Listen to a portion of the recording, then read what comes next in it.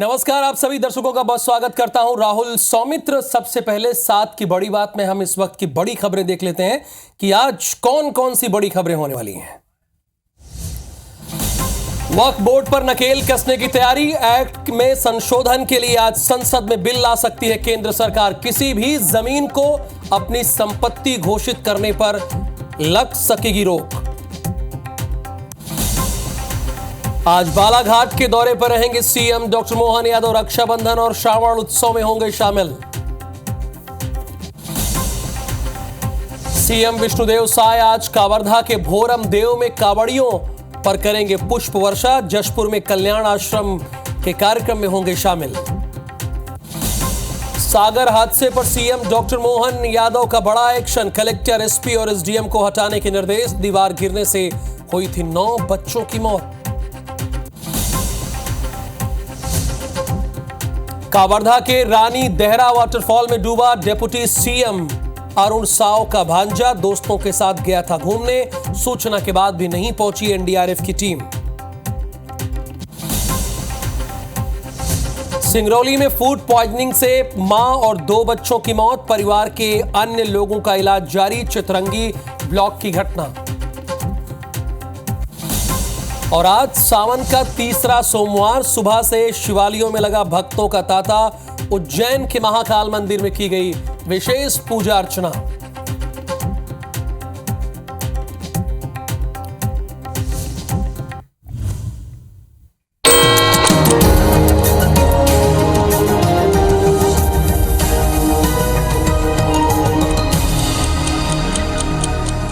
Headlines के बाद एक नजर डाल लेते हैं सुबह 7 बजे की 7 बड़ी खबरें कौन कौन सी है। तो पहली बड़ी खबर तो यही है कि केंद्र सरकार वक्फ एक्ट में संशोधन के लिए बिल ला सकती है। दूसरी बड़ी खबर अब आ जाइए, बांग्लादेश में हिंसा में 90 से ज्यादा लोगों की जान गई। तीसरी बड़ी खबर, मराठा आरक्षण मुद्दे पर बॉम्बे हाई कोर्ट में आज शुरू होगी आखिरी सुनवाई। चौथी बड़ी खबर, दिल्ली शराब घोटाला केस में मनीष सिसोदिया की जमानत याचिका पर आज सुप्रीम कोर्ट में सुनवाई। पांचवी खबर आ गई, आर्टिकल 370 हटाए जाने की 5वीं सालगिरह है आज। छठवीं बड़ी खबर, राष्ट्रपति द्रौपदी मुर्मू आज फिजी, न्यूजीलैंड और तिमोर लेस्ते की राजकीय यात्रा पर जाएंगी। और 7वीं, पेरिस ओलंपिक में बैडमिंटन खिलाड़ी लक्ष्य सेन का ब्रॉन्ज के लिए आज मुकाबला है। तो अब आ जाते हैं सावन का जो चूंकि तीसरा सोमवार है, अब उसकी खबर का रुख कर लेते हैं।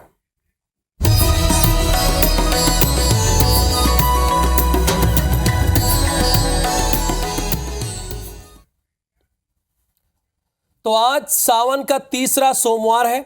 सावन का महीना महादेव को बहुत ही प्रिय है। मान्यता यह है कि सावन के दौरान पूजा और व्रत से भोले बाबा अति शीघ्र प्रसन्न हो जाते हैं।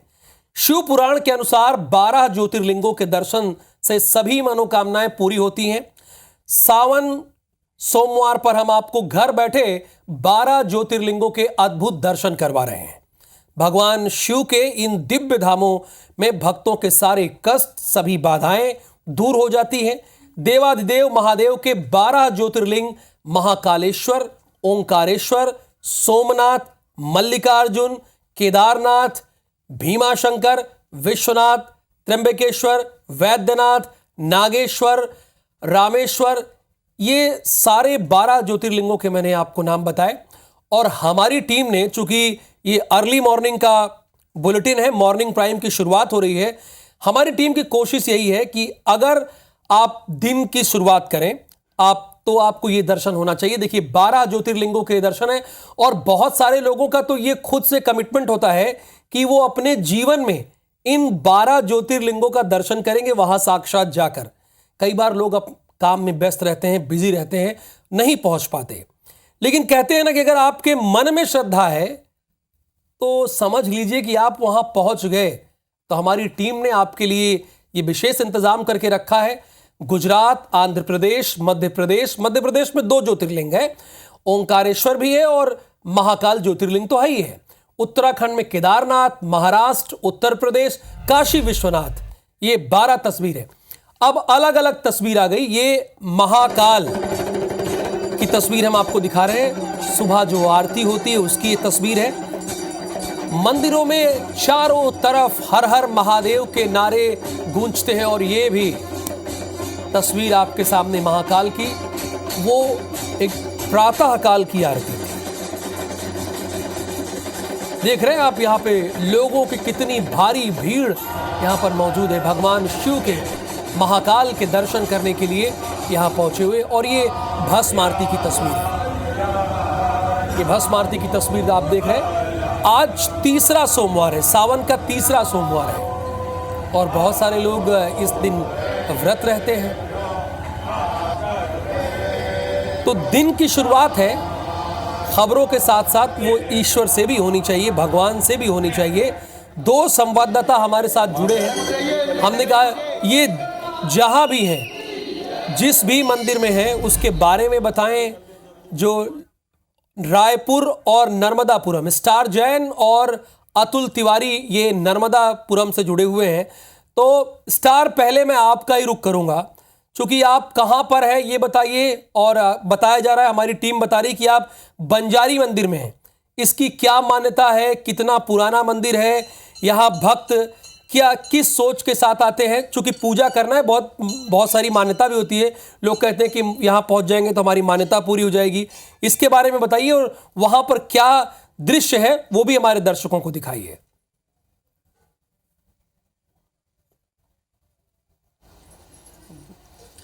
जी, मैं रायपुर के बंजारी धाम स्थित बंजारेश्वर महादेव मंदिर में हूँ और यहाँ पर भी आप देखेंगे तो शिवलिंग में जल चढ़ाने के लिए बहुत सारे श्रद्धालु पहुँच रहे हैं सुबह से। सावन का ये तीसरा सोमवार है सावन महीने का, और यहाँ पर अंदर देखेंगे तो भक्तों की लाइन लगी हुई है। और आपको बता दूं कि ये काफ़ी प्राचीन मंदिरों में से एक है रायपुर की, क्योंकि इसका इतिहास जो है काफ़ी पुराना है यहाँ पर। आप और दूर दूर से लोग यहाँ पर जो है अपनी पूजा अर्चना करने के लिए आते हैं और भक्तों में काफ़ी ज़्यादा उत्साह रहता है यहाँ पर। एक मिनट ना, और ये कहीं ना कहीं लोगों में देखेंगे कि जल चढ़ाने के लिए लोग आ रहे हैं सुबह से। और आपको बता दें पूरे एक धाम है यहाँ पर, माता की मंदिर भी है और शिवलिंग भी है। और सुबह से यहाँ पर हर कोई यहाँ पर पहुँच रहा है और लोगों से बातचीत करने की कोशिश करते हैं कि कितना उत्साह है, क्या वो कहते हैं। बताइए क्या कुछ कहेंगे इस मंदिर को लेकर, कितना पुराना है? हमारे मंदिर में आके हम लोग बहुत सुख शांति मिलता है और सभी को आना चाहिए भोलेनाथ की शरण में, भोलेनाथ के शरण में रहना चाहिए। यही भोलेनाथ की कृपा मांगता हूँ। हर हर महादेव, हर महादेव, बोल बम, बोल बम, बोल बम, बंजारेश्वर महाराज के जय। सावन का तीसरा सोमवार है, क्या मायने रखते हैं इसके? बहुत अच्छा है, श्रद्धालु बहुत अच्छे से आ रहे हैं, यहाँ आकर के शंकर भगवान से दर्शन कर रहे हैं, जल चढ़ा रहे हैं, माँ बंजारी का भी दर्शन कर रहे हैं। अच्छा, पुजारी जी से भी बात करते हैं, ये थोड़ा बताएंगे भाई साहब? कोई बात नहीं, कितना पुराना मंदिर है ये, इसकी क्या मान्यता है? यहाँ पूजा करने से पूरी फल की प्राप्ति होती है, जो कामना चाहते हैं। शंकर भगवान की जल चढ़ाना, एक लोटा जल चढ़ा करके जो कामना चाहेंगे वो कामना पूर्ण होगी। यानी जो कामना चाहेंगे वो पूर्ण होगी। अब अतुल तिवारी के पास चलते हैं जो कि नर्मदापुरम से हमारे साथ जुड़े हैं। अतुल, आप कहां पर हैं और इस मंदिर की क्या मान्यता है? जो कुछ भी आप वहां देख रहे हैं वो हमारे दर्शकों को भी दिखाइए। हम नर्मदापुरम के काले महादेव मंदिर पर मौजूद है और फुल घाट इसको नर्मदा जी का कहा जाता है और लगातार नर्मदापुरम जो है समय है सुबह से ही भगवान काले महादेव मंदिर में आते हैं। मैं आपको बताना चाहता हूँ लगभग 400 साल पुराने मंदिर है। एक पंक्ति है कि नर्मदा जी में से ही शिवलिंग को निकाला गया था और उसकी रखी गई थी। लगातार सुबह से भस्म आरती महाकाल के तर्ज पर इस मंदिर में की जाती है और सुबह से ही भक्तों का तांता यहाँ पर लग जाता है। लगातार नर्मदापुरम जिले की बात करें कि जिले भर के साथ साथ रायसेन, सीहोर, जयपुर और अन्य स्थान के लोग भी यहाँ पर सुबह मां नर्मदा में स्नान के लिए काले महादेव को जल चढ़ाने की प्रथा से बनाई गई है कि काले महादेव पर जल चढ़ाकर ही नर्मदा स्नान माना जाता है। और लगातार आप मेरे पीछे देखेंगे तो भक्तों की भीड़ भगवान के मंदिर में हो रही है और किस प्रकार से और सुबह 4 बजे से यहाँ पर जो भक्तवान पंडित जी थे उन्होंने भगवान काले महादेव भस्म आरती कराई है। हमारे साथ मंदिर के पुजारी जी मौजूद हैं, उनसे बात करेंगे किस प्रकार से। प्रातः 4 बजे मंदिर के कपाट खोल दिए जाते हैं। उसके बाद भगवान श्री गणेश और हनुमान जी का पूजन किया जाता है। उसके तत्पश्चात भगवान की भस्मारती की तैयारी की जाती है। भगवान को प्रातः उठाने वाली आरती से भगवान को खाया जाता है। उसके बाद भगवान की भस्म लाई जाती है। भस्म लाने के बाद भगवान को पंचोपचार विधि से अतुल, आप मंदिर की पुजारी से बात कर लीजिए, आप करते रहिए बात, उनसे कंटिन्यू रखिए। आवाज आपकी बहुत क्लियर नहीं आ रही फिलहाल। आप दोनों का बहुत बहुत शुक्रिया इस पूरी जानकारी के लिए। अब कांवरधा अपने दर्शकों को लिए चलते हैं। भोरम देव में आज कांवरियों पर पुष्प वर्षा की जाएगी। सीएम विष्णुदेव साय सुबह 8 बजे पुष्प वर्षा करेंगे। सीएम साय हेलीकॉप्टर से कांवरियों पर पुष्प वर्षा करेंगे, साथ में उनके डिप्टी सीएम विजय शर्मा भी होंगे। पुष्प वर्षा की जाएगी कांवड़ियों पर। भोरम देव में आज कांवड़ियों पर पुष्प वर्षा की जाएगी। सीएम विष्णुदेव साय सुबह 8 बजे पुष्प वर्षा करेंगे, हेलीकॉप्टर से पुष्प वर्षा करेंगे और उनके साथ डिप्टी सीएम विजय शर्मा भी होंगे।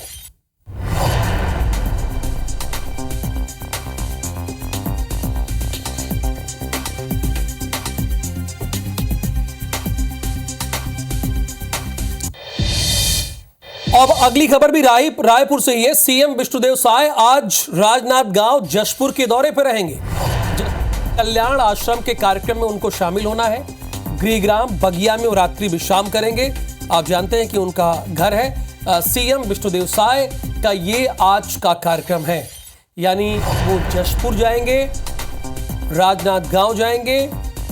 ये सीएम का दौरा है विष्णुदेव साय का। कल्याण आश्रम के कार्यक्रम में भी उन्हें शामिल होना है और फिर रात्रि में ही अपने गृहग्राम बगिया में विश्राम करेंगे।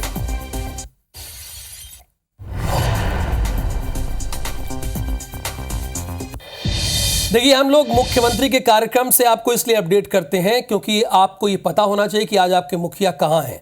तो डॉक्टर मोहन यादव के आज के कार्यक्रम पर अगर नजर डालें तो बालाघाट में रक्षाबंधन और श्रावण उत्सव कार्यक्रम में उन्हें शामिल होना है। 10 बजे भोपाल से जबलपुर पहुंचकर बालाघाट के लिए वो रवाना होंगे। दोपहर 3 बजे बालाघाट से जबलपुर के लिए वो रवाना होंगे और अगर शाम 7:10 की बात की जाए तो जबलपुर से भोपाल पहुंचेंगे। यानी बहुत ही हैक्टिक शेड्यूल है आज मुख्यमंत्री डॉक्टर मोहन यादव का।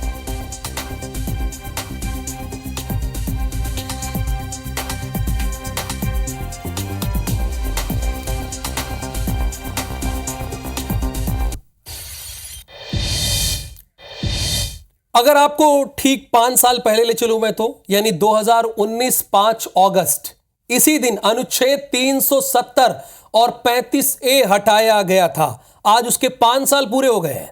पूरे जम्मू कश्मीर में सुरक्षा व्यवस्था बहुत कड़ी कर दी गई है।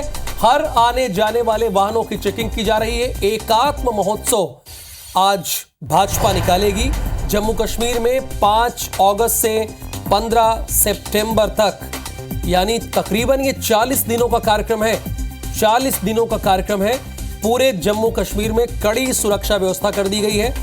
हर आने जाने वाले वाहनों की चेकिंग हो रही है।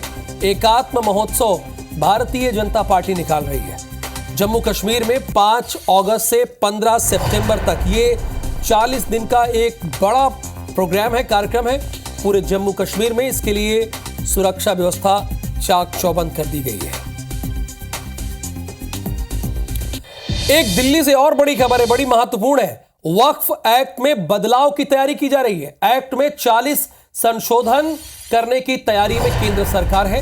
कैबिनेट बैठक में बिल को मंजूरी मिल चुकी है। आप ही जानते हैं पहले कैबिनेट में इसे मंजूरी मिलनी होती है, फिर उसके बाद अगला प्रोसेस लोकसभा होता है, फिर उसके बाद अगला प्रोसेस राज्यसभा, फिर अगला प्रोसेस राष्ट्रपति। जब वो दस्तखत करते हैं, हस्ताक्षर करते हैं, तभी कोई बिल कानून का रूप लेता है।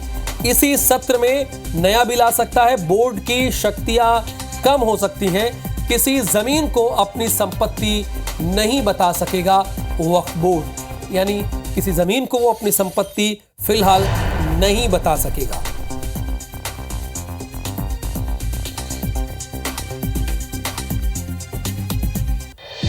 देखिए, देश में क्या हो रहा है, इसके साथ विदेश में क्या हो रहा है, यह भी आपको जानना चाहिए। बांग्लादेश में एक बार फिर से हिंसा हुई है। प्रधानमंत्री शेख हसीना के इस्तीफे की मांग उठी है। सड़क पर उतरे हजारों प्रदर्शनकारियों और पुलिस के बीच हिंसक झड़प हुई है। आरक्षण के खिलाफ हिंसा में 93 लोगों की मौत हुई है। और जब से आप लोग थोड़ा सा होश संभाले होंगे, समझे होंगे जनरल नॉलेज और विदेश की बात, अंतर्राष्ट्रीय मामलों की बात, तब से बांग्लादेश के प्रधानमंत्री कौन है? वो बदल ही नहीं रहा है, शेख हसीना है। और इस बार का जो इलेक्शन हुआ वो कैसे हुआ, इसी साथ की बड़ी बात में मैंने आपके सामने रखा था कि वहां का इलेक्शन कैसे हुआ, किस तरीके से कराया गया। अब देखिए, जहां लोकतांत्रिक व्यवस्था का पूरी तरह से पालन नहीं किया जाएगा वहां ये स्थिति बनेगी। लेकिन हम दुख व्यक्त करते हैं कि आरक्षण के खिलाफ हिंसा हुई और इसमें 93 लोगों की जान चली गई। अगर हादसे पर एक बड़ा एक्शन हुआ है, कलेक्टर, एसपी और एसडीएम पर कार्रवाई की गई है। कलेक्टर, एसपी और एसडीएम को हटाने के निर्देश दिए गए हैं। सीएम ने एक्स पर इसकी जानकारी दी है। एक्स क्या है? सोशल मीडिया साइट है। दीवार गिरने से 9 बच्चों की मौत हुई है। और इन 9 बच्चों की मौत का जिम्मेदार कौन है? जिम्मेदार वही है जिसके खिलाफ कार्रवाई की गई है। नंबर 1 कलेक्टर साहब, नंबर 2 एसपी साहब, नंबर 3 सब डिविजनल मैजिस्ट्रेट। ये तीनों लोगों पर कार्रवाई हुई, यानी ये तीनों ही जिम्मेदार हैं। इन तीनों को हटाने का निर्देश दे दिया गया है। सीएम ने एक्स पर पोस्ट करके इस बात की जानकारी दी है। दीवार गिरने से 9 घरों के चिराग बुझ गए। इससे दुखद बात क्या होगी? बहुत ही दुखद हादसा हुआ।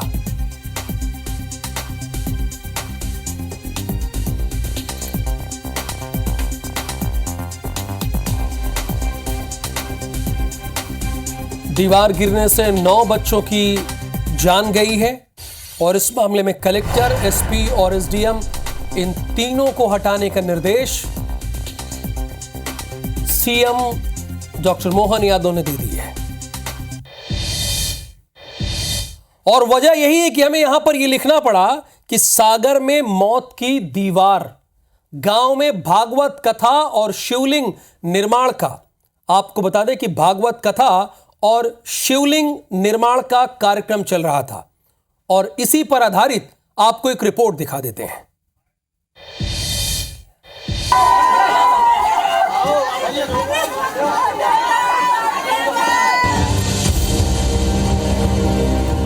सागर जिले के शाहपुर में रविवार सुबह हृदय विदारक घटना से पूरा क्षेत्र गम में डूब गया है।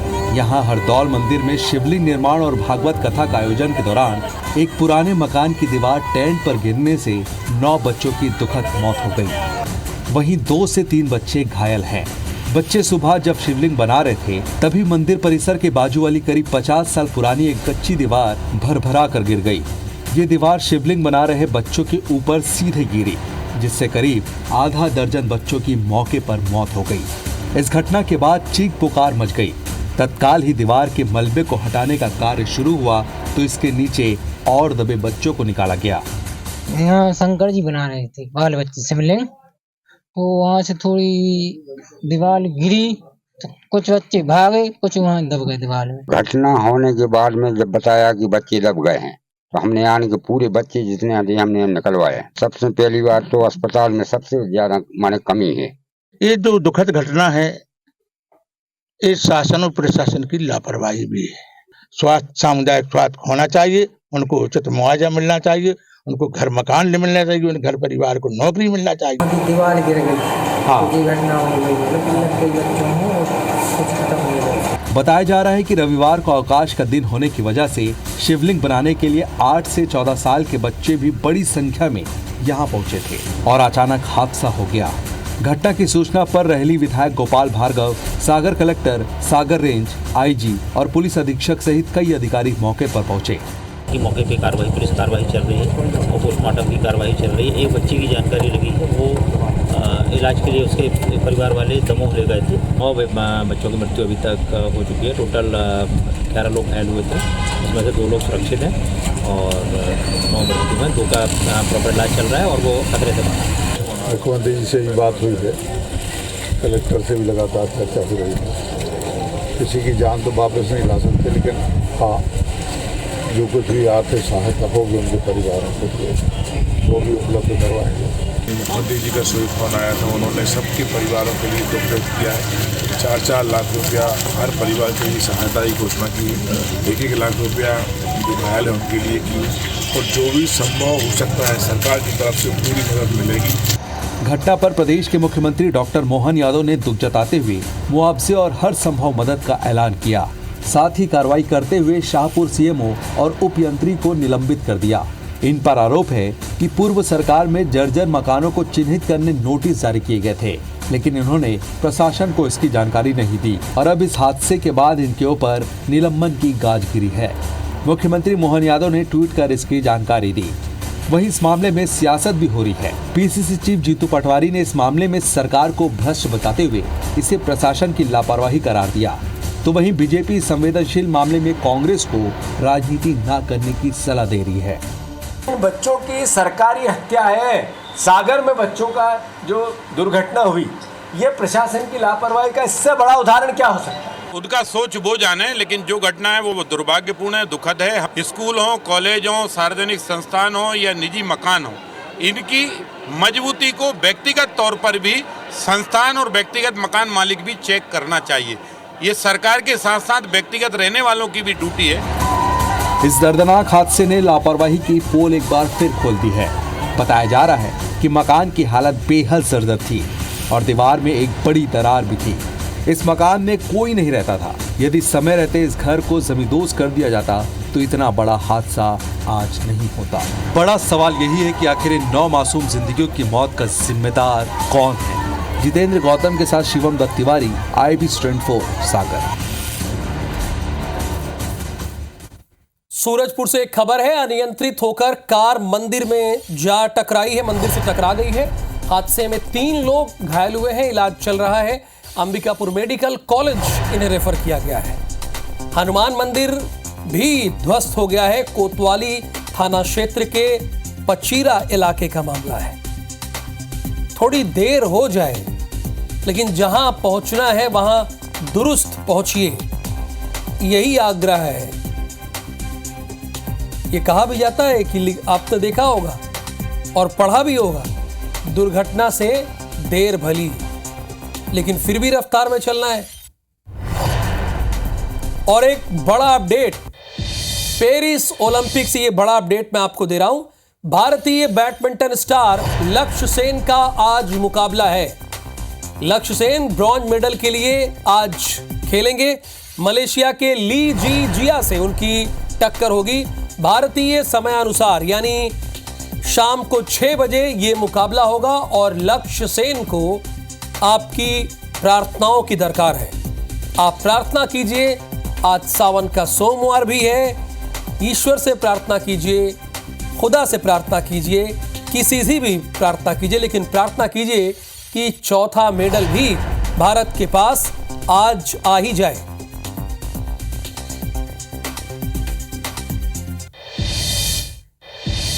साथ की बड़ी बात कि इस बुलेटिन में फिलहाल के लिए इतना ही। आगे शुभांगी ठाकुर के साथ देखिए हमर बानी हमर गोठ।